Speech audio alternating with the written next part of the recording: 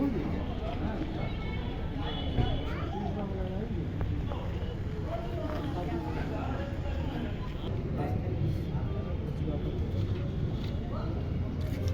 है, तो करते हैं। मेरा वाला बता देना। आज यहाँ आने का कारण क्या है? जो साहब से आप मिले, टीआई साहब से मिले, पुलिस थाने आए, तो आप बताइए। देखिए, अभी आदिवासी समाज में शादियां शुरू हो रही है और ये शादियां लगभग जून माह तक चलती रहेगी। ऐसे में कुछ असामाजिक तत्व होते हैं। वो असामाजिक तत्व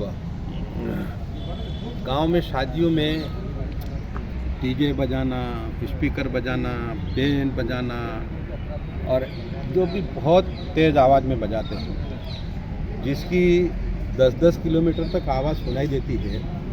उस कारण से बच्चों की पढ़ाई डिस्टर्ब होती है, बच्चों का माइंड डाइवर्ट होता है, बच्चे ठीक ढंग से पढ़ नहीं पाते हैं। नाबालिग लड़के लड़कियां आपस में प्रेम में फंस के उस पर ऐसे अनर्गल गीत बजाए जाते हैं। उन गीतों से छोटे छोटे बच्चे, नाबालिग बच्चे प्रेम में फंस के आपस में भाग जाते हैं और उसके कारण जो है गांव में झगड़े पैदा होते हैं। नाबालिग लड़कियों का 8-8, 10-10 लाख रुपए मांग की जाती है और डीजे पर नाचने के लिए दारू तो पीते हैं, लेकिन छोटे छोटे बच्चे 5 साल के, 4 साल के बीड़ी, सिगरेट, ये नशा प्रवृत्ति उनमें बढ़ती है। अलग अलग प्रकार का नशा करते हैं, दूर दूर से आते हैं और गाड़ियों से आते हैं, गाड़ियों टकराती है, एक्सीडेंट होता है। अभी अभी एक जगह ताज़ा दुर्घटना हुई है। तो ये सारी बुराइयां हैं, इसलिए इन बुराइयों से दूर रहें, इनमें प्रतिबंध हो। दूसरी बात, नाबालिग लड़कियां जो भागती है, उन नाबालिग लड़कियां को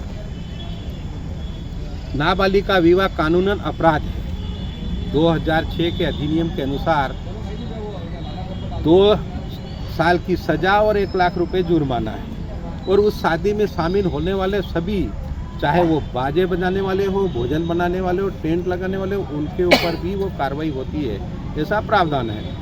लेकिन यहाँ आदिवासी समाज में अधिकांश नाबालिग शादियाँ हो रही है, जो हो जाती है वो हो जाती है, लेकिन नाबालिग के नाम से जो भागने वाली है, माता पिता उसका दहेज दापा लेकर पैसा 5-7 लाख रुपए लेके और उसको शादी की मंजूरी दे देते हैं कि उस लड़के के साथ पत्नी के रूप में रहती है।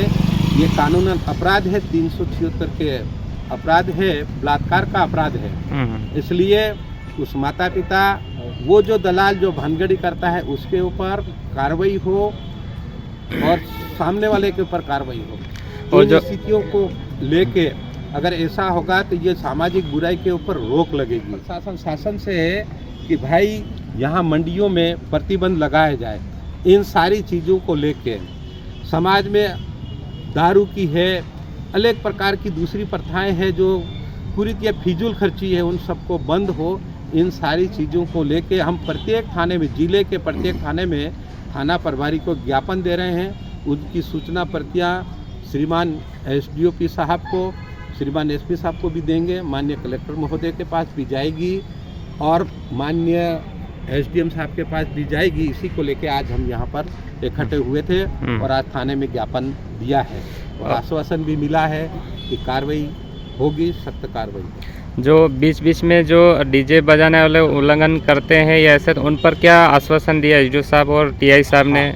दोनों अधिकारियों ने बहुत बढ़िया आश्वासन दिया है कि जैसे ही पता चलता है उठवा लेंगे और केस भी बनाएंगे, बंद भी करेंगे। पिछले साल तो और थोड़े चला था, ठीक है कि भरमनसा में समझा बुझा के कर दिया था, लेकिन इस साल केस भी होगा, ये आश्वासन हुआ।